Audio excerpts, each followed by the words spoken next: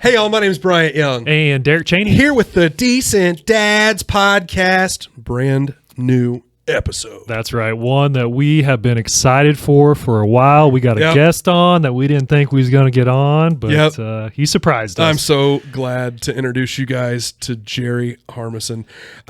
Jerry has been a friend of ours for several years. His daughter is one of our very good friends, and I was particularly excited because I always like listening to Jerry talk, and the fact that we got him to tell some stories on his kids.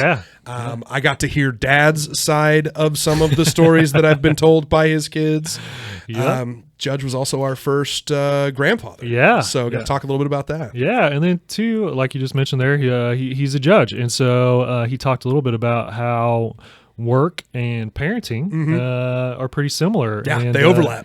Lots of overlap there, and just some great solid advice. I mean, just all around from start to finish. Man, I really enjoyed this conversation. I always just want to follow Jerry around and listen to him tell stories and listen for advice, because the man has raised two wonderful kids and is doing it right. So. And he set the bar really high on the dad jokes. We fell on our face, but that's okay. That's okay, you know. But I think you guys are really going to enjoy this one. I think we jump right into it. Let's do it. All right, Decent Dads Podcast. Here we go.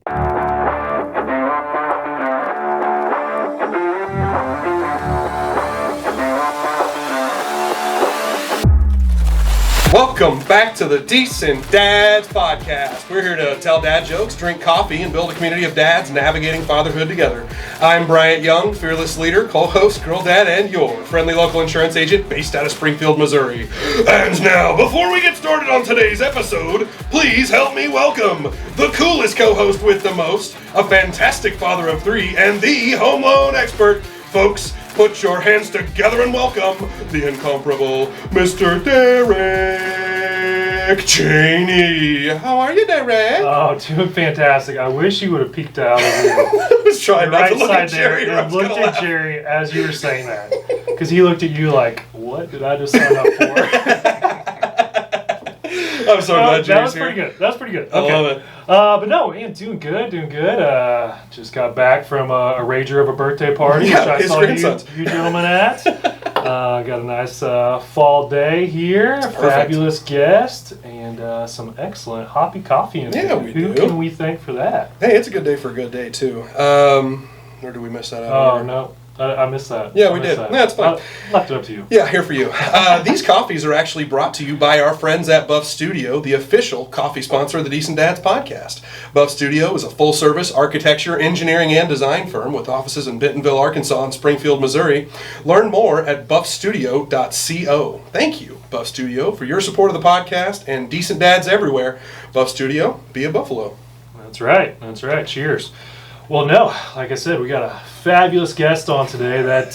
you guys have no idea how excited I am for Jerry to be here. I think we're both pretty surprised that he actually agreed to hop on. I'm floored. We weren't expecting that, but pleasantly surprised. Very much so. But some might know him as Scary Jerry. We are fortunate enough to know him as the Honorable Judge Jerry Harmison.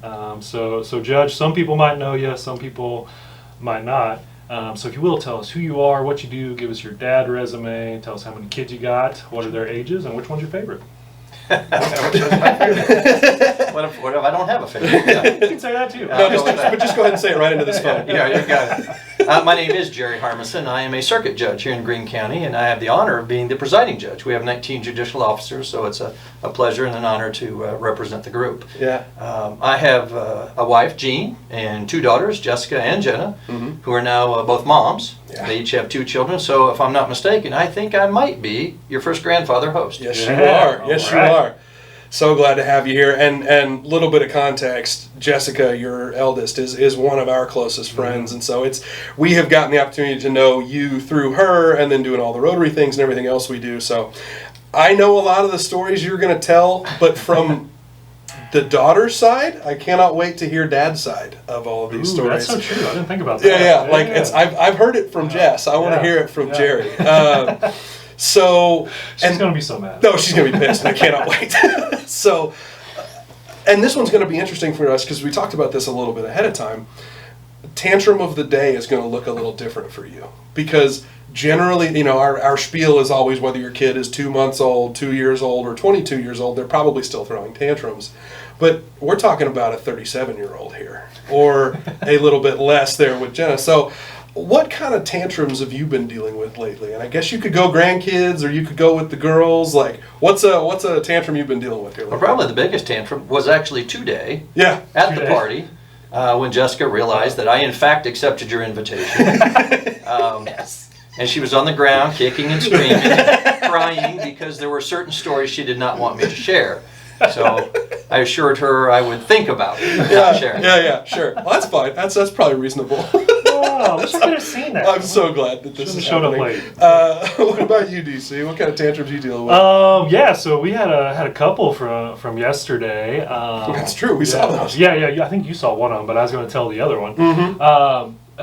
So it's about Brody, and it just kind of scares me, him doing this tantrum, because when he gets a little older, he's going to be a handful, and he is so stinking stubborn too.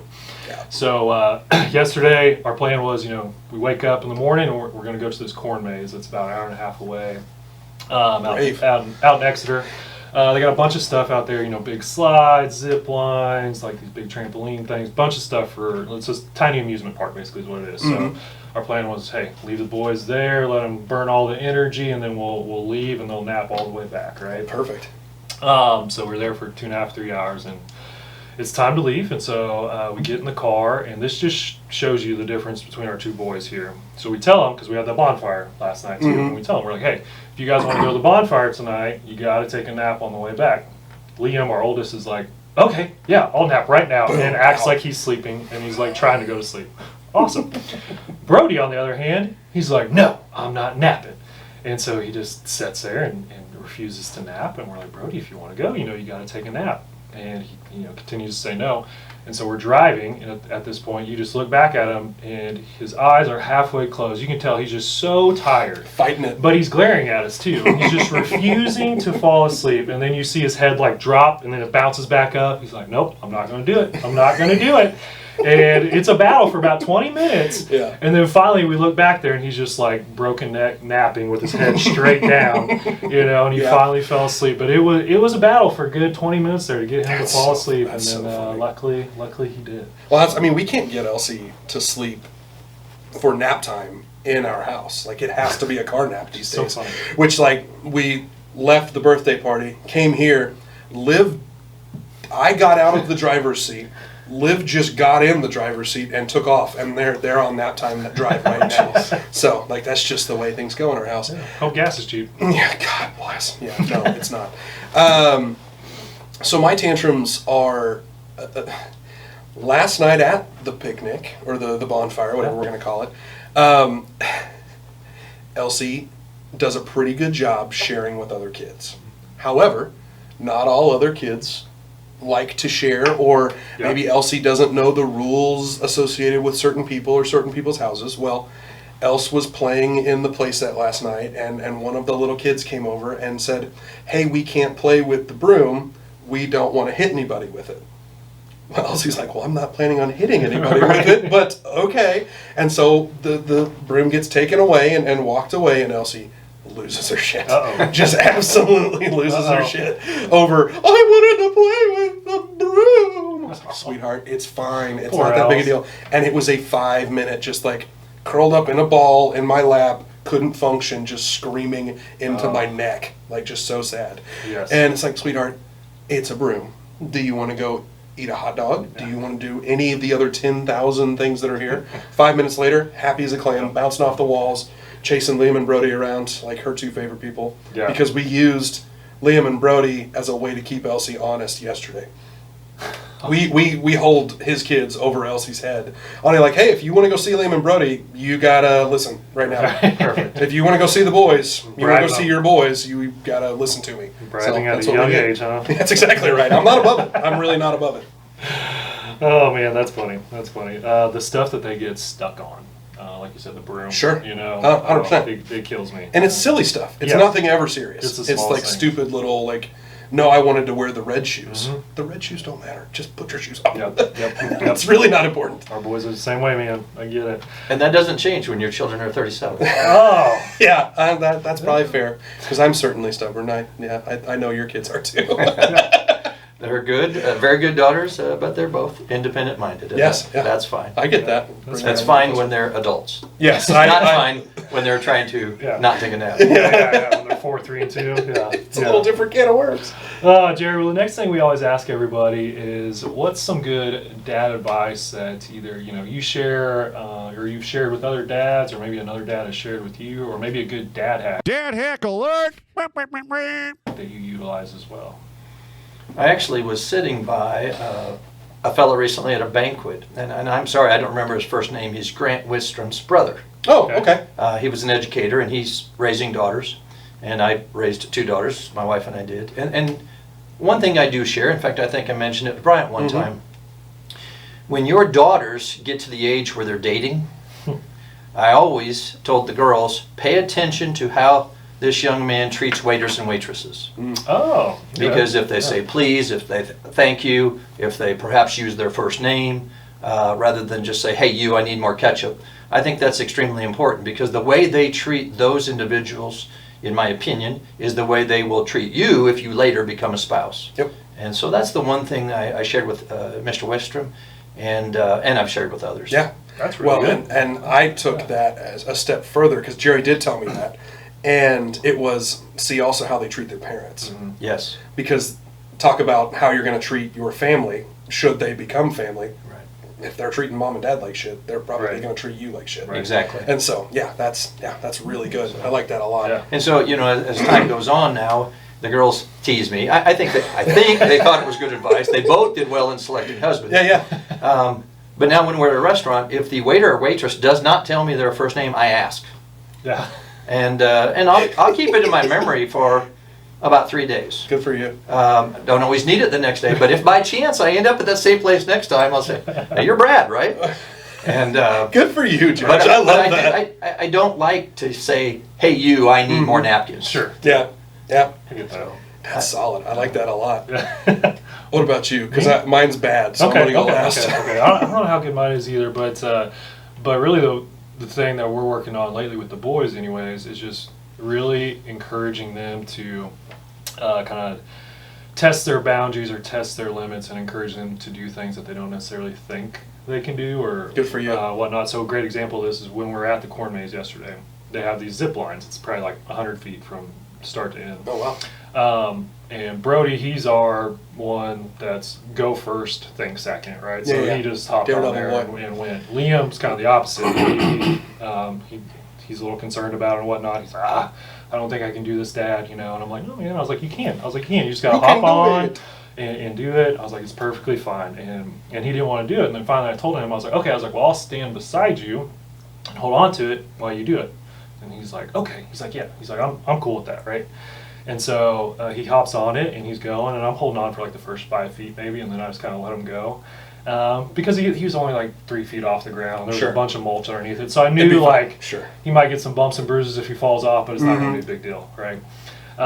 And so then he goes and he's like really smiling, and then he looks back at me and realizes I'm not hanging on anymore. And you can just see in his face, he gets this like worried look like, oh no. But then he also realizes like, I'm doing it. I can so do then it! it like Yeah. turns into like a proud moment for him. Sure. He's like super excited and really, That's great. really happy. And so yeah, it's just like little stuff like that. Even when we're around the house, like, messing with, sports stuff or whatever it is, just really like encouraging them like, no, you can do it. You can do it by yourself, and just kind of seeing where that takes them. Yeah, I mean, that screams teaching how to ride a bicycle to me. Yeah, Right? yeah. Like that same thought process, you're running along with them, and then all of a sudden your hands That's so off true. of it, and they don't know your hands off of it. It's like, no, you got it, go. Yeah, no, I love that. Yeah. So my dad hack is not a dad hack, other than to say, watch the Decent Dads podcast, or at least to listen to it. We were just talking about this. I have been asked the question like 3 times this week, like, what have you taken away from Decent Dads? Or has there been anything that has really stood out to you? And there are 5 or 6 things that I do on a daily basis that other people have brought as dad hacks to Decent Dads. We do the words of affirmation at the end of the day that Dave Schomburg brought in because he told us about his kids doing something. We have the giving options and the countdowns that Darcy brought in. Yep. There's a ton of things that I have ripped straight from our guests, and I truly think I'm a better dad because of this podcast. Oh. Because there are people who are bringing these stories in and telling them to us. So selfishly, I'm just going to say, just watch the podcast. Listen to the podcast because there's a lot of really good information being transmitted, mostly from the guests, not so much from this side of the table. For sure. But there's a lot, and you've taught me a ton, and so because he had the value of a year-ish, 6-9 months, whatever it is. Close to a year. Yeah, close to a year head start on me, and so I got to look to him anyway on particularly the early newborn stuff. I had no freaking idea, and it was during the pandemic that was pretty much what I learned, that none of us know what we're doing. But yeah, listen to the Decent Dads podcast. It helps. And I think taking it a step farther too, just talking to other dads and, and getting their advice, getting their stories, because there's always opportunities to learn. Well, and the stereotypical dude bro dad conversations are not talking about parenting. Right. Yeah. It's about what sports game is on, or what'd you shoot on the golf course, or what kind of grill do you like, or those kinds of conversations. And so have those we have found a ton of value in just talking about being a parent. Well, since I'm the first grandfather, let me jump in because I do know you too, and my daughter and others in your group, if you will, that you run with. One thing that my wife and I talk about, we're very pleased to see that when you all get together for birthdays, that all the dads are involved. You don't have situations where the men just all go play golf, the ladies and the kids are doing stuff. You guys are all involved, and I think it's awesome. Yeah, well, I think it's a little bit generational, but I also think it's just a good group of people. So I would agree with that. Yeah, well, it's to kind of piggyback on that as well. So there's me and a group of, I guess it's 4 other dads too. We get together about once a month. And we have intentional conversations about that as well too, not just the typical barbecue, golf, whatever. It's more like some of the questions we ask is, hey, what's going really good with the kids right now? What's a struggle with the kids right now too, right? Yeah, I love that. And so there's a lot of learning opportunities too, because we have dads that range from they have teenage kids to there's a divorced dad in there as well too, and then another dad that's kind of in the same stage as I am as well too. So just hearing those stories and their experiences, that's. So maybe take that a step further. It's not just listen to Decent Dads podcast. It's talk about being a dad with other dads. Have in-depth conversations. Well, there's no perfect answer. Yeah. You said something a moment ago, made me think when our oldest was about to be born, we took Lamaze. You learn how to breathe. You learn what to take to the hospital. Sure. You learn how to change a diaper. And we cleared those hurdles and we took this baby home and we made it. We got this. Now what do we do? You just learn on the fly. And hopefully, you have good family support, so you learn from your peers and your parents. Yeah. Well, that's no shit, Jerry. we took the Lamaze class because it was during the pandemic via Zoom. Oh boy, I felt so unprepared leaving that hospital. Okay, so you're a circuit judge. You're BMOC in that particular part of the world, big man on campus. Tell us, I don't know how much you want to talk about the bench and doing that. What I really want to know is there any correlation between parenting or dadding and being on the bench? Because I feel like there's probably some, because we talked about this before, where there's some correlation between being a parent and being at work or being an employer and kind of working with people. I wonder if that translates to your part of the world. I feel like it does. I handle felony cases. I do all criminal cases on my docket. And twice a month, I have what are called probation violation hearings. So individuals with felony charges have reached a plea agreement or perhaps have been found guilty. But the point is, rather than go straight to prison, they're on probation. And there are rules you have to follow. Sure. Now, with that background, let's back up for a minute and think about raising a child. You've got a 10-year-old child whose room is messy. You ask them to clean the room. Sure. And if they don't do it, you tell them to clean the room. Sure. And if they don't do it, you force them to clean their room. Exactly. So using that now, when people have 4 years or 7 years or 10 years hanging over their head on a prison sentence, but they're on probation, The state has now filed a motion to revoke their probation because they didn't follow the rules. Sure. So we call them in, we have a big conversation or a small hearing, and so think about probation as me asking them, now be a good citizen. There's a list of things they need to do. Sure. And the state files this motion. So I bring them in, and now I tell them they need to be a good citizen. Yeah, and follow you're the going to be a rules. good citizen now. Sure. And if it's really, the violation's extreme, then that's a different story. But generally speaking, maybe they're using drugs and they shouldn't, or alcohol and they shouldn't, whatever it may be.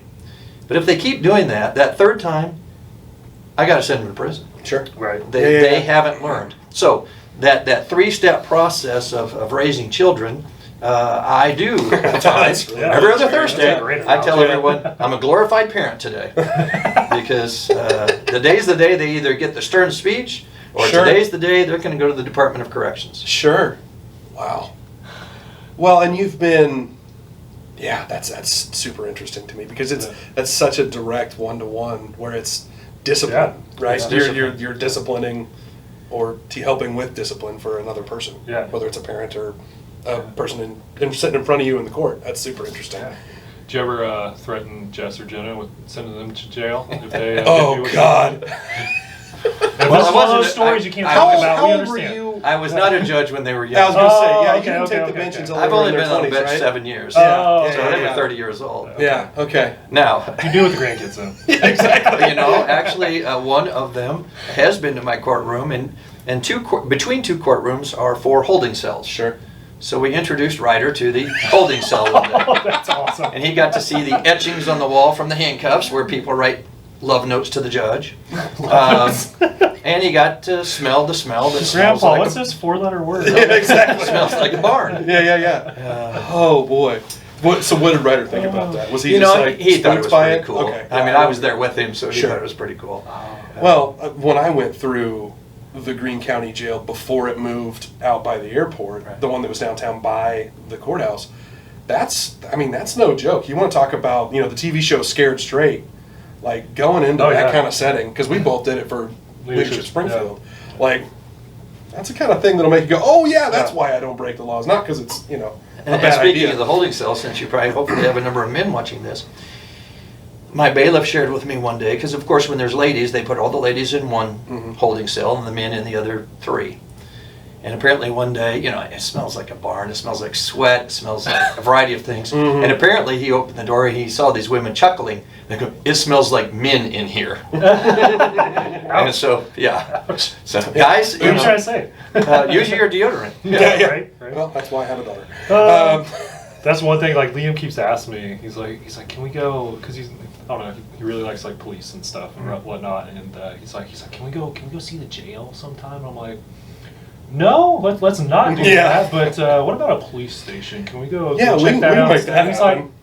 yeah, that's okay, I guess. We can show them the holding cell. Yeah, exactly. Right now, Holding after cell hearing kinda that feels story, like I jail. might have to hit you up, Jerry. So When we I can- was in we can high check that out. school, we sang.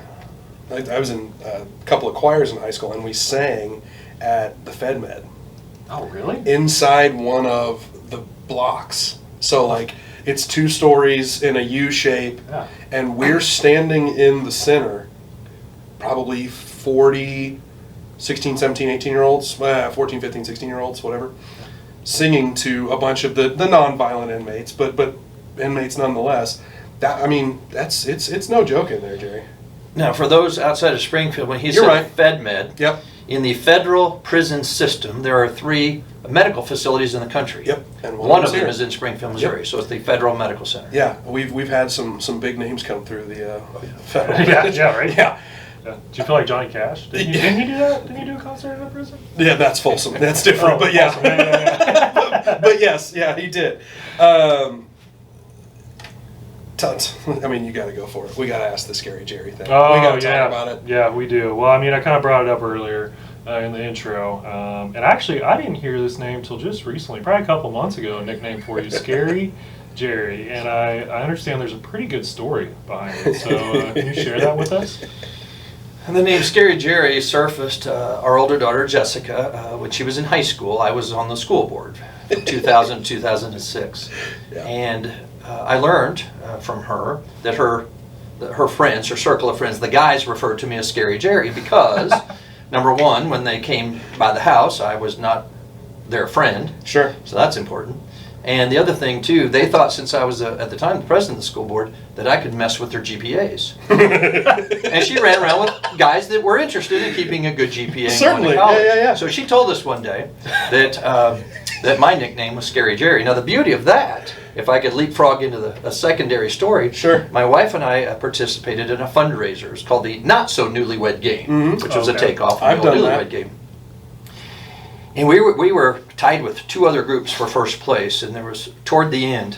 And the question to the ladies, and the men were off stage, was if your husband is part of a Chicago mob gang back in the old days, Badass Bill and Terrible Tom, Sure. what is his gang name? And she said, Scary Jerry. Easy. Without even thinking about it. I answered the same, and we were the only ones that got it right, picked up 25 points, and won the game. There you That's go. so good, Scary Jerry worked out well. Oh my gosh.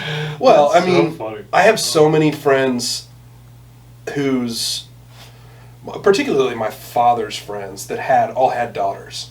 And so they all had different approaches to their kids dating, when they were gonna, start being okay with dating. It was gonna happen whether they were okay with it or not, but when they were gonna be okay with dating or what kind of rules they were gonna ask the kids to follow. And I've heard some of your rules, or and some of that coming from the Scary Jerry thing mostly. Were there any stipulations when your kids were coming up, like you're going to be X age, or I want to meet them first, or anything like that? I mean, as the girls got in high school on serious dates, yes, I wanted to meet the guy. Sure. I paid attention to whether he came to the door or whether he tooted the horn. Sure. Especially in the early days of high school, they could not be more than 1 grade above them. Okay. And sure. then there was always a curfew. Of course, always yeah, a of course. curfew. Yeah. So those are some that come to mind. Nice. I heard rumors of background checks Oh. with Well, that was the other potential thing, too. suitors. Before I was a judge, as a practicing attorney, I was in an area of the law where I used private investigators a lot. I mean, Sure. regularly. Sure.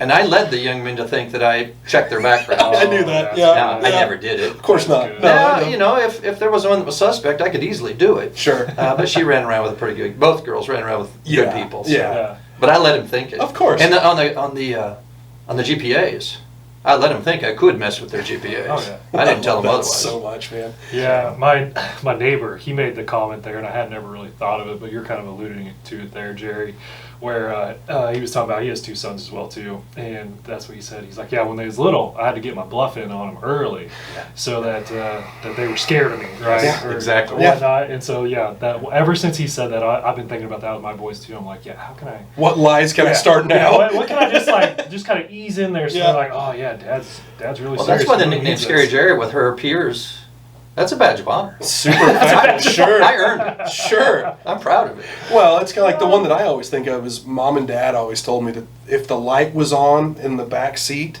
they couldn't see out of the front windshield. Oh, yes. And at one point, I'm My parents always pretty told sure me my that too. parents told me that was illegal at one point to keep me from, because it is distracting, right? To have if you're driving at night Yeah. and the kids have the light on in the back, Right. it's distracting or harder to see out of the windscreen. Well, I'm pretty sure my parents told me that was illegal. Oh, To yeah. drive at night with the light on in the back. I'm like, oh, well, I don't want to go to jail. I don't want to go see Scary Jerry. That's So, Yeah. That's funny. My parents told me the same thing, and I thought it too. And then literally we're driving home last night from the bonfire. Yep. Boys want to turn the lights on, and we use that light on them too. It's just like lay that turning into my foundation parents. Exactly.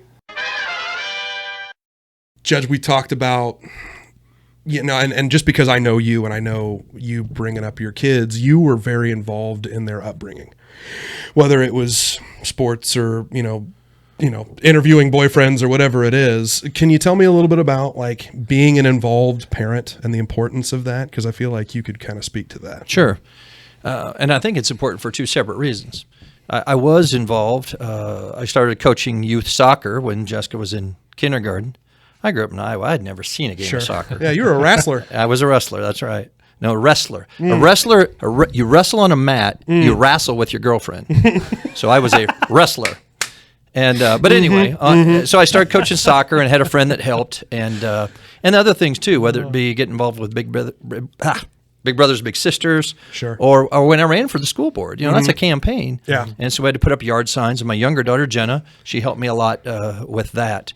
So let's think about some of those things. Number one, I think it's important to be involved with your kids because A, you have a good time with them. Sure. Right. B, you learn who their friends are and their peers. And equally important, you learn the parents of those children. So you kind of connect.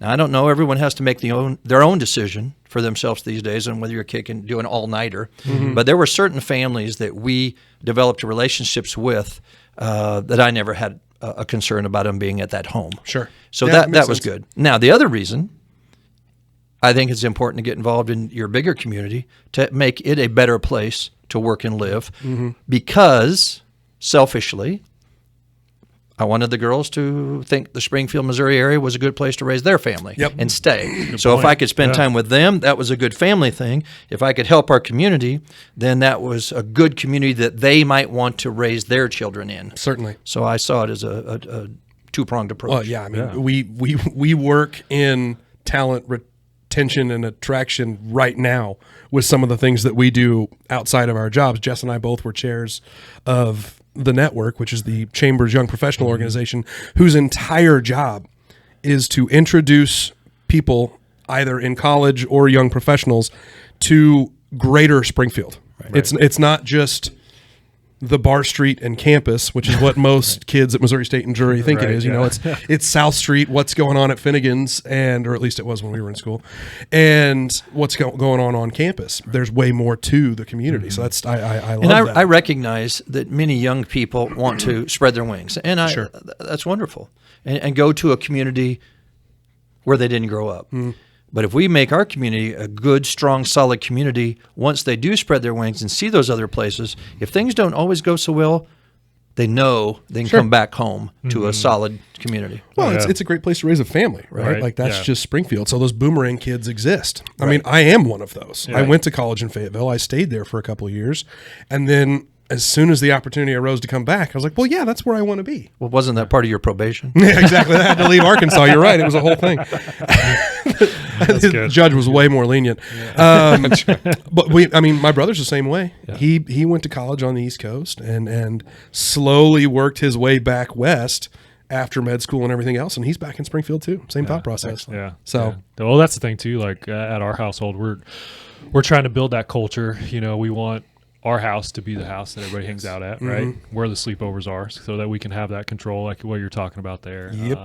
And we're having those conversations right now. Like, hey, what parents would you be comfortable with, right? Sure. Because that's a big decision. That's a big decision, and based on no joke, what I see in the courtroom now, you want to make an informed decision. Sure. You don't want a mistake. You cannot erase a mistake. Sure. Yeah.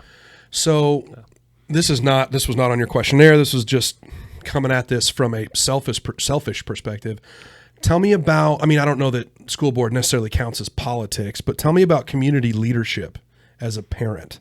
Like, was that choice, again, just trying to make the community great, or was that choice you were trying to make sure your kids got the best education they can get? Tell me about your motivation to run for school board, particularly while the girls were still in school. Can you talk a little bit about that? Yes. At the time I ran for school board, and I was first elected in April of 2000, number one, our school board was somewhat dysfunctional at the time. I did not feel like the folks that were on the board, or at least some of the people on the board, were community focused. And so, through the Chamber of Commerce, actually, they decided to recruit and endorse people, and I was actually the first one they recruited, and I said yes. Perfect. Yeah. And they endorsed me, and so I did run the campaign, and it truly is a campaign, and it's not partisan, of course, but so I got on the board, had a great time. We had others that joined the board from different walks of life. We had Dr. Michael Holman, Bruce Renner was already on there, Debbie Tolliver, and I really believe we worked well together. In fact, I was on the board for 2 3-year terms, so for 6 years, and it's not my doing, but the group as a whole. Within 2 years of me being off the board, it was decided we were the best school board in the state. Oh, that's neat. Wow. We really helped turn a corner. That's neat. Because there are school issues, but you need to determine those issues and manage the board meetings like a business. 100%. And so it worked out well. And and I had a great time. Well, and this is the largest school district in the state anyway. And so, I mean, it's a gigantic organization. It has to be run at least a little bit like a business so that we can make sure this business stays afloat and we can continue to educate our kids. Yeah, we've always floated around 25,000 students, and we are the largest in the state. Yeah. So it's awesome. Well, I'm you being a community leader, chamber leader, school board leader. I wanted to kind of pick your brain on that because I found and I meant what I said. I didn't do it because I have any aspirations to be a politician. I in fact do not. Yeah. Says the elected guy. I wanted Springfield, and I still want Springfield to be a great place to work and raise a family. Yeah. That's my goal. Couldn't be better said. So speaking of community leadership, talk a little bit more about that. Like how, because you are obviously very involved with your community. You know, you have chamber, school board, Rotary. How were you able to do all that and then also be a great dad as well too? I usually tell people I didn't sleep, but of course that's not true. What I think is extremely important, and I sort of alluded to it earlier, but I'll repeat it because of the importance. Involve your family in those things. Sure. I remember going to Big Brothers Big Sisters events when I was on the board, and Jenna was tiny, so at a parade she's on my shoulders. Sure. Oh yeah. As I said, when I ran for the board initially, she was about 4th grade.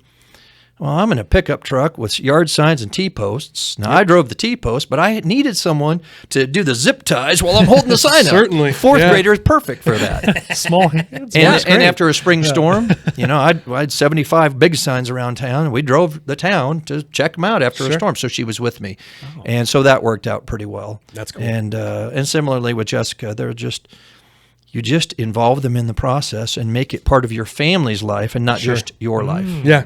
Yeah, that's awesome. good. Well, it goes right back to some of the things that we've talked about before, where it's the world does not revolve around your kids. The world revolves around our family. And so when we need to go get groceries, we're just going to go get groceries as a family. Right. It's not everything we do is playground and swimming pool and play dates with our buddies. Right. Sometimes it's just doing the mundane. Right. Sometimes it's just doing life. The Include them cute in the story about the routine. school board is when I first ran for the board, we had 40 elementary schools, 9 middle schools, and 5 high schools. And I didn't run fast, but I was running marathons at the time, and I didn't want it to interfere with my training. So I would contact a school principal, go visit on a particular morning, and I'd get there early. And I'd invite the principal to run with me. One person did. We'd run about 3 miles through the neighborhood and get a feel for the neighborhood. Sure. They're all different. Certainly. That is very important on a community school or neighborhood school. And then I'd visit the school, meet the neat idea, teachers, Jerry. and then hustle home. So I didn't tell anybody I was doing it until I was about 2/3 of the way through. Sure. And then my opponents found out, and they're trying to just run it all over town and go visit, and that blew their campaign plans because they're trying to visit schools and it's too late. The point I'm getting at is this. Yeah. When it was all done, my wife needed some little surgical, I shouldn't minimize it. She had a surgical procedure. And she knew that I would need to tend to the house. So before her procedure, on every room in the house, she would put a school name. The living room was Disney School, or it might be Kickapoo School, whatever it might be. So when I was in charge of the house, she would say, I think Disney School needs a little attention, which meant clean the living room. Right. So That's a very So she thing. turned it on me. Well, and you guys Gene have for the also win. been like between you and Gene, both own businesses at the same time, running a household. You're running for school board. She's doing the things that she does extra vocationally. Like, y'all are busy. Yeah. Busy people. Well, and as a consequence, and I said you make it a family thing. Now our daughters are that way. Yep. Well, Sometimes I think Jessica especially spreads herself too thin. Gene goes, she's you. yeah. Well, I was going to say, Judge, she comes by it natural. Yeah, she just does. having this conversation because, yeah, But what I do like is they also include their families in what they're doing. 100%. So that's nice to see that. Well, and that's our, you talked about it earlier. That's our group of buds. It's Like, wonderful. We just kind of roll in a pack, and there's 4,000 kids. And I mean, because truly, I was doing the really math is on it now. the other day. There's like 25 or There's something a lot kids. now, yeah. And, 10, and that's in like 8 or 10 couples. Yep. And it's not just Bryant watching Bryant's kids. Right. It's last night when we were at the bonfire, Andy Peebles and I are standing there kind of watching the playground, and somebody else's kid rolled off the slide and hurt himself. Well, I grabbed the kid and walked him over to his parents, and Andy manned the fort back at the play set, and he was watching everybody's kids over there so we could get the other one. And it's just, it's raising kids by committee. Yeah. Which, I mean, having that group of people raising kids together. What else? What about one of our more favorite topics or more fun topics to talk about is dad fails. Because everybody loves hearing a good dad fail, maybe. So do you have any good dad fails you can tell us, Jerry? I have one that really comes to mind. Now, in hindsight, it's worked out great. But at the time, at the time, it really didn't bothered feel me. like that at the time. It didn't feel. No, it really didn't. Our daughters are 5.5 years apart, and so when the first one was born, you got this little baby, and you're trying to keep them alive, and you're trying to learn as you go. Yep, terrifying. And then it gets to the point where you think, oh, about a year out, they're going to go to school. So you're reading with them at night, trying to teach them numbers and letters and a variety of things, give them a good head start. Sure. And we did that. Well, when Jenna was born, 5.5 years later, Jessica's starting school and starting the soccer we talked about. Yep. So Jenna would go with us to Jessica's soccer practice and a variety of things. And next thing you know, you're getting home after soccer practice at 7 o'clock at night. You're still got to try to feed them and bathe them. And next thing you know, it's time to go to bed. You're worn out. They're worn out.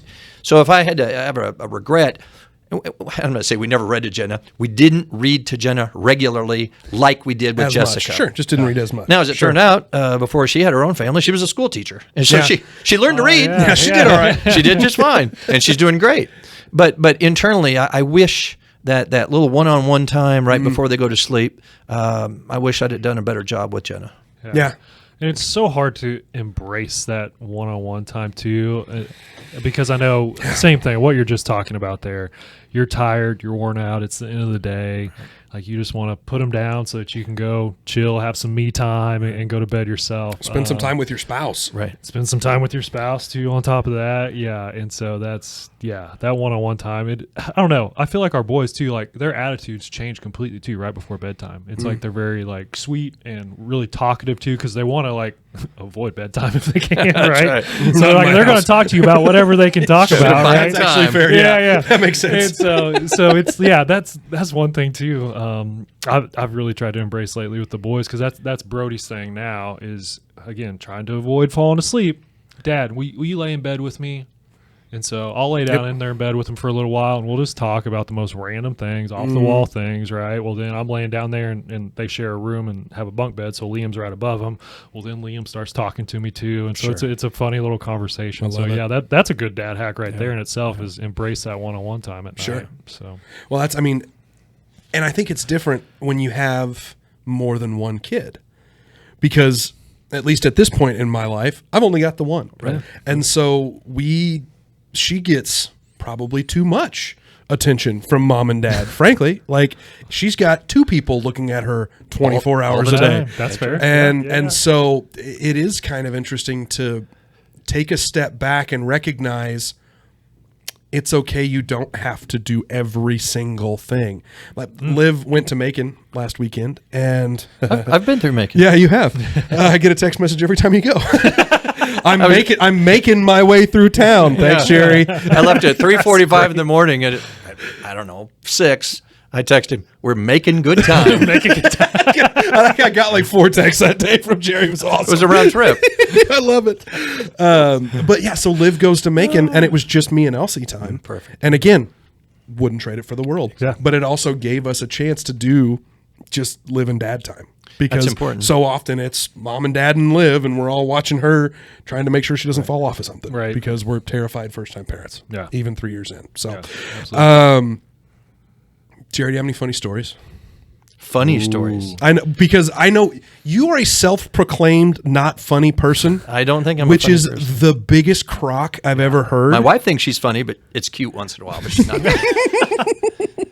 No, I truly, of all the quote-unquote adult relationships that I have made, yours is one of my favorites because I just enjoy listening to you talk. Oh, yeah. And so I know some of these funny stories, again, because I've heard them from your daughter. I wonder if you would share some funny stories from your side of the conversation. I don't know, but it's funny. I guess if I say funny, the one Or that just comes stories, to mind. The or one that just comes to stories. mind. How about that? With our younger daughter, Jenna. Every child's different, and let's be blunt. This is a dad conversation. You know, everybody's bladder is different sizes. My brother wet the bed until he was 15 because he was a tiny person. Yeah, now poor Uncle Mike. Jenna's taller now, but she was the baby. She Sure. was small. So anyway, I just naturally wake up in the middle of the night at least once, and so it got to the point where what I would do is I'd go in her room and I would put her, she's half asleep. I'd put her arms over my shoulders and I'd carry her to the restroom. And she'd sit down. I'd turn my back. That's the sit her rule as down a on the dad. top. Yeah, Yep. I'd turn my back. She'd do her thing, and I'd carry her back. I love You know, it. I love it. Well, and we decided that needed to stop when I would put her arms over my shoulders, and I'd walk to the bathroom, and she's dragging her toes back here. Because So that was a long time. Jenna's pretty tall. Yeah, Yeah, that's So I true. tease her now and go, "Yeah, Jenna, I stopped when you started dragging your toes down the hallway." So that's Stop her from peeing the bed at 13 years old. In terms of just fun, we made a habit of Monday Night Football.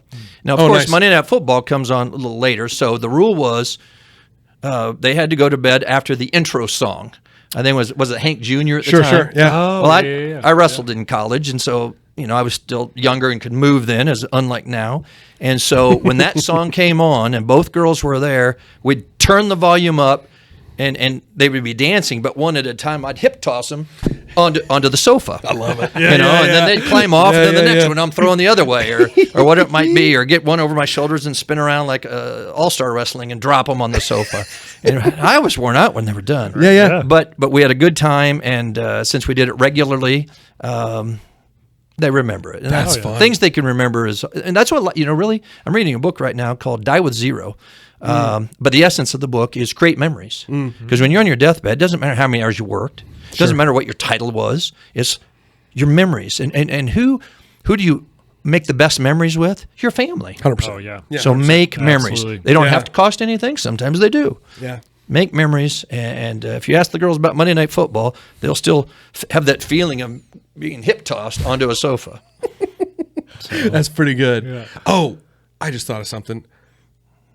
Is there any credit to the rumor that when Ryan, Jessica's now husband, first started dating Jess, that you took him up in the plane? I did take him up in my airplane. That's why I thought that you might have done that. Was that a fear tactic, Jerry? Are you willing to admit that now? I wouldn't say it was a fear tactic. What we did is, but I wouldn't say. Some might. we were flying around. I We were flying around Springfield.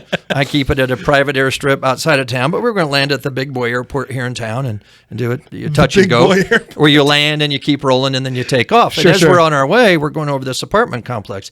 He had never told me where he lived, and I said, Ryan, I knew this was coming. I think that's your apartment complex right there on the lower left. He looked down. He goes, "Yes, sir. You are right."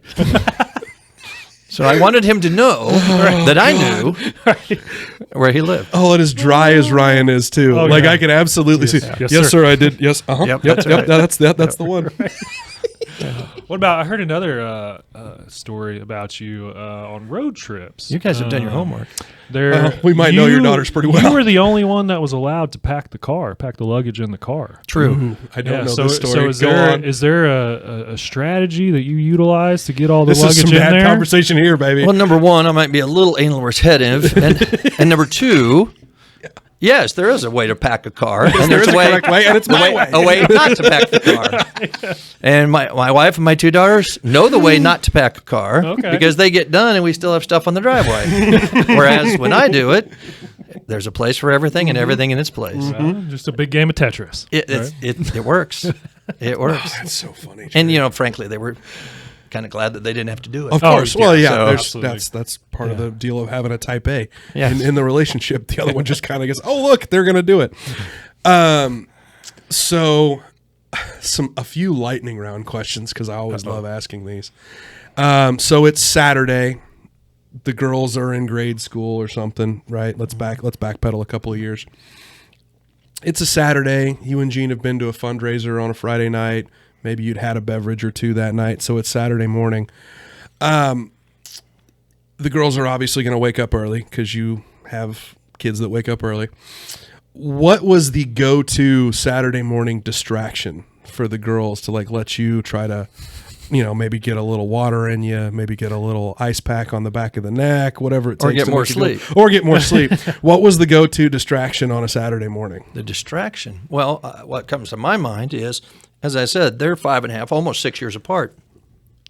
So by the time Jenna's 3, Jessica's 9. Yeah. So it was perfect because Jessica, who pays attention to detail, would ensure that her sister didn't leave. Yeah. And I'd say make her breakfast, turn on the cartoons, don't let her out of the house, and I'll give you $3. Yeah. Oh, there you go.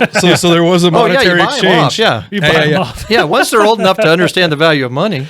Oh, shoot. So that's, then Gene and I could sleep maybe another hour. Yeah. And because they were up and we didn't want to be. Yeah, whatever it took. So right? yeah, I get that. keep a lot of ones around the house. Oh yeah. Well, see, mine's coins right now because the boys think that's Yeah. the coolest thing because it's Yep. shiny, Sure. right? And they can Sure. put it in their little piggy bank. Sure. I haven't convinced Elsie that there's a difference between real money and fake money yet. Yeah. Because we've got a bunch of we've got a play cash register upstairs, and think it we came with have. a bunch of Monopoly money and plastic quarters. Well, she has a piggy bank that is supposed to have the real money in it. It doesn't. It's exclusively Monopoly money. Mm-hmm. What does she do with the coins? Oh, the real coins? She carries those around. Those are the playthings because they're shiny. Sounds like Because a it's- violation of child labor laws. but That's just Says the guy who's Yeah. paying his kid $3. Now I will say this: when she's 9, she'll know the difference. Yeah, well, that's true. And so what? Okay. So let's go down that rabbit hole. What did you guys do? Anything specific to teach your kids the value of money? Yes, Tell me about my it. wife did primarily. They got an allowance. Okay. And they had savings accounts. Real early, they had savings Mm-hmm. accounts. The kids, my mother was a banker, and even when we were little, you had those Christmas savings Mm-hmm. funds. If you made so many payments, the bank would then make your last payment, et cetera, Sure. et cetera, which now I know is simply interest. They weren't out of pocket anything, but it was a neat concept. So my wife ensured that they learned the value of money. Because Nice. when Gene and I first got married, I said, well, I'll handle the checkbook, and I know how to do it, obviously, but I got behind, and so she took over. Yeah. So now we have a rule in our house, and I noticed that our daughters have picked up on the rule. What's Gene's money is Gene's money, and what's Jerry's money is Gene's money. Gene runs the money, and it manages the money. I don't even know what's in the bank account. And I think both girls have learned that. Oh, shoot. So- Did they have? So was it like in exchange for your allowance, you will do X, Y, and Z per Yes, month? Is yes. that so? There were Per chores week. and Per per week. week. I Yeah, think that's important. So is that what it was? It was chores. Yes, in fact, on that point, I would like to share because I think it's important for dads to know or parents to know, in my opinion. So yes, they would have an allowance and they'd have chores, whether it be take out the trash every day, whether it be help do the dishes or load the dishwasher, whatever it may be. They had chores. Heard. But Gene and I firmly believe that children, and starting when as soon as possible, should have a job. I don't think Yeah. in the summer Yeah, I knew that a Jess had jobs. 16-year-old should be sitting around playing games, running with their friends. Whether it be pick something you like, Sure. be a lifeguard, mow lawns, Sure. work at Lowe's, Chick-fil-A. Chick-fil-A, Sure. whatever it Yeah. is. I have some friends and they have good kids, but I'll hear them say things like, "Oh yeah, my 17-year-old daughter is." I'm trying to get her to get a job, but she's not interested. Yeah. It's not a choice. In our house, it was not a choice. The girls primarily in the early days were lifeguards. Well, and that's what I was gonna say. I knew your girls were lifeguards, Yeah. and I know we both had jobs way early. Yeah. Same place. Yeah, same place. We didn't know each other, but yeah, we worked at the same place. Yeah. Well, I think that's the important thing too, is teaching them hey, you have to work to get this money. We're not just giving it to you. Sure. 'Cause that's the You're thing. not entitled with to the it. boys right Sure. now. Again, they like coins because it's shiny and bright, whatever. And so, and I have a cup of change at the house, and they'll run up to me and be like, "Hey, can I get some quarters that are chain, whatever?" And I'm like, "Well, what are you going to do for it, right?" And so, yeah, now it's like you said, just little stuff. Help. Like today, helped unload the groceries, so they got a couple quarters Yep. for that, right? Yep. And it's just like little stuff like that, as opposed to just giving it to them. Well, And Gene and I grew up that way. Sure. So that's how you do it. Well, and as cashless as our society is now, that's something that I've found with That's a good Else. point. When we go to Elsie and I's Saturday morning thing, sometimes is we go to Waffle House. Okay. I love Waffle love House. that. It's awful. It's gross, and I love every second of it. But we go to Waffle House, and I will give Else the ticket and the credit card. So she has finally correlated this little piece of metal and plastic as what you give somebody to get something. But 17-year-old, 18-year-old Bryant, particularly 18, 19-year-old Bryant, when he went to college, had the debit card that he had spent his entire teenage years saving money, and then all of a sudden I didn't have to have the stack of cash to know how small it had gotten. The debit card was just a thing that I could just swipe, and then, they give me stuff for it.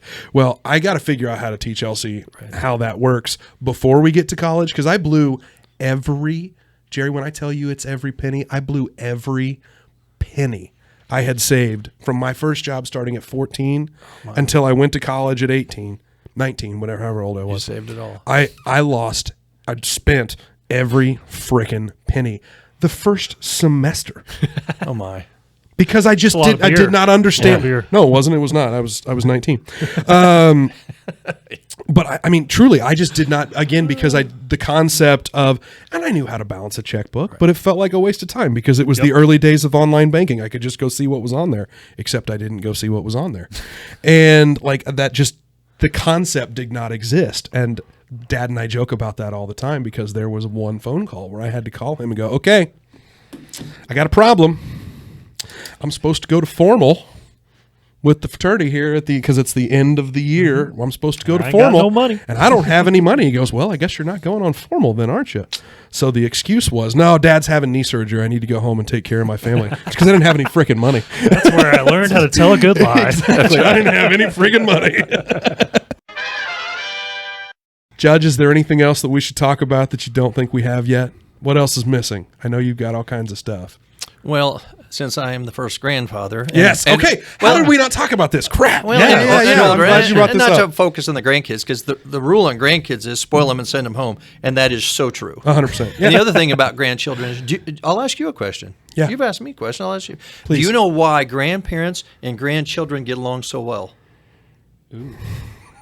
They have a common enemy. Yeah, I was going to say, it's something about that they both don't like the parent. I thought it had to do something with diapers. I'm not going to lie. But being a dad, I do want to say, I really, since an audience here wants to learn about being a dad, I do think it's important I think it's important to be a good dad for a couple of reasons. Sure. If you have sons, I think it's important to be a good dad and be a role model for your boys, because however you treat your wife is what they're going to learn, and that's how they're going to treat their wife. Yep. That's so true. And the reason I think it's good for you to be a good dad of a daughter, is because when she's out there at the appropriate age of 35, when she's looking for a husband. That's what I've told her before. Just starting dating. You can date when you're my age. She's going to look for someone that she views as the male role model in her life, that being you. Yeah. And so when I see people in the courtroom that are not good parents, if I was on the bench long enough, and I probably won't be, but I'll probably see that next generation of people that are abusive to their spouse. Conversely, when I see people that are good dads to sons and good dads to daughters, I think it's important for them to do that and always do that, because they're going to be the role model, or that's going to be the target model for your daughter. Now, I've been next spring, I'll be married 40 years.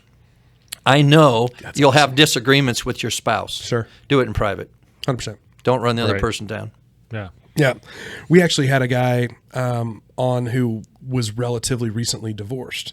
And one of the things that he said about dealing with the wife or the ex-wife through his kids was, I never talk shit about the ex. You should not. Yeah. No, the idea is, this is kind of like what you're talking about. If you're going to have a problem in private. It's not a public thing. Right. And you don't want to badmouth mom to the kids. It's the kids' mom. Yeah, exactly. Or the kids' dad. Yeah. Don't put them in the just middle. Alienating. Do not put the children in the What middle. good is it going to do for those kids to, Yeah, that doesn't help anybody. That's really good, Jerry, because I anecdotally or wives' tale-y, it's girls marry their father. They don't, not literally, but like they marry a role model. Yeah, exactly. That's how they end up in your court. That's what I was going to say. You lived in Arkansas for a while.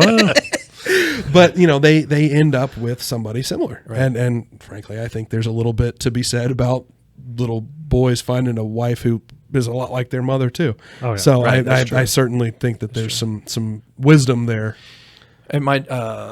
Let's see. It was at one of the weddings. I think it was the second wedding of the daughters. The point is, after they were both married, and we were at the wedding for the second one they got married, I gave a little speech, and what I said, our daughters have different personalities. They're different people, clearly. But if I, as their dad, had to pick a spouse for them, I could not have done better than they did for themselves. Yeah. And so I'm proud of both of them in that regard. Well, and I as I was thinking about that little girls marry someone like their father, that couldn't have worked for Jess because she is her father. So that wouldn't have worked. Jess is Jerry. Like, that wouldn't have worked. So I guess Ryan's kind of fly in the face of that a little bit. That's why Ryan doesn't like it when if Jessica wears glasses, because she looks a lot like me. Kind of freaks him out a little bit. Jessica wear contacts. Yeah. That's really funny. I love it. So should we get to everybody's favorite part of the podcast, Derek? Well, I know Jerry's an avid listener and watcher of our show, so he probably already knows it, but go ahead and tell him what it is. It's Dad Joke of the Week. Yes, All it right, is. let's get to it. Judge, I know you have a couple. I do. Jerry, tell me some dad jokes. Well, and here's why. I want to share a joke that my father told me. Perfect. Oh, classic. And then I want to tell you a joke that I tell the girls. And both of these they've heard and it makes them roll their eyes. Perfect. So when you say they're bad dad jokes, that's what I'm going for. That's what we- and they that's both, what we want. They both involve going into a bar. Perfect. Every joke starts So that way, funny. right? Yeah, I love it. Okay, good. So my father would always say, a man goes into a bar. The bar is empty at the time other than the employee that's working there. The guy sits down and he says, I'll have a drink and I'll have an old-fashioned perhaps. And so the bartender went off to make that, and the man's sitting there. He just made a sales pitch, and he's sitting there. He hears this voice say, "Nice tie." A few seconds later, he said, "Nice suit." And finally, "Nice shoes." The bartender comes back with the drink, and the guy says, the patron says, "You're going to think I'm crazy. But I'm sitting here by myself, and I heard somebody tell me, nice tie, nice suit, nice shoes." The bartender says, "It's the peanuts. They're complimentary." That's good. There you go. That's good. There you That's go. a good That's one, good. Jerry. That's really good. That's from my father. Is that really your dad's joke? That's my dad's That's a joke. good one. God, I love that. That's awesome. Now, my joke, which is of similar nature, being goofy, a piece of string walks into a bar, orders a drink. Bartender says, "We don't serve strings here," and throws him out. Crowd kind of gathers in there, so he thinks, "I'll go in and it'll work this time." String goes back in, orders a drink. Bartender says, "I've told you once, I'm not telling you again. We don't serve strings." He throws him out. Piece of string's out there in the street. Someone starts to walk by, and he says, "Excuse me, will you help me out a little bit?" He says, "Yeah, what can I do for you?" He says, "Here, roll me over this way, secure it in the center, tighten it up a little bit. Now take this pair of scissors and rough up these two edges." String goes back in the bar after this has all happened. Bartender says, "Aren't you that piece of string I threw out here?" He says, "No, I'm afraid not." Afraid not. I was waiting for the not one. God, that's good. I'm afraid not. So it's equally Yeah, dumb, that's solid. Yeah. which No. makes the girls roll their eyes. Yeah. So that's a really good Okay, one. so that makes me want to change my tact. Have I Oh, talked okay. about the grasshopper that walks into the bar on this show yet? I don't have a bar joke, but no, I don't think you have. Okay, so grasshopper walks into a bar. Bartender says, "Hey, I got a drink named after you. You've heard of the grasshopper." I have. And the grasshopper looks at the bartender and goes, "You got a drink named Steve?" Wah, wah, wah. Yeah, try to top those three. Oh God, I love that one so much. It's so stupid. dude. You got a drink Oh, named Steve? Yeah. I wish I would have brought a bar joke now, dang it. But I didn't. But that's okay. That's okay. Well, Brian, I know you're not a big reader. I'm sure. Hell, catching strays over here. Sure, Jerry is here. But either way, both of you are probably familiar with the author Stephen King. Of course. Did you guys know that he has a son? No. I'm not joking. But he is. Yeah, that's pretty good. Yeah, it's my favorite series of books. Wah, wah, Thank you wah. very much. Yeah. Dark Tower books. I read the bejesus I was out of worried those. that my jokes would be too low for this, but no, I No, fit in. no. I fit in just You fine. set the bar pretty high on Yeah, first, you were Jerry. in good company there, All Jerry. right, all right. So, perfect. Well, take this home, DC. Yeah. Well, we got to end on our decent dad's motto, keeping the bar within reach. Mm-hmm. No, but in all seriousness, we're here to build a community of dads sharing stories, sharing dad hacks like we did today, and obviously some excellent dad jokes as well. That's too. right. Least two of them. So if any of you guys have any that you're willing to share with us, please do share them on YouTube, on Spotify, Apple Podcasts as well, because we release episodes every 2 weeks. So be sure sure and like, share, and subscribe. All the social media stuff. Yeah. Judge, I got to say thank you for being here. And It's been my pleasure. The last thing we got to say is, hey, welcome to the club, Decent Dad. Thank you very Great much. job, Thank Jerry. you very much. Does anybody else have anything else before we wrap this thing up? Anything to be nothing. said? No. Perfect. Well, Jerry, thanks for being here, man. My pleasure. And I guess we'll say this. We'll see you next time.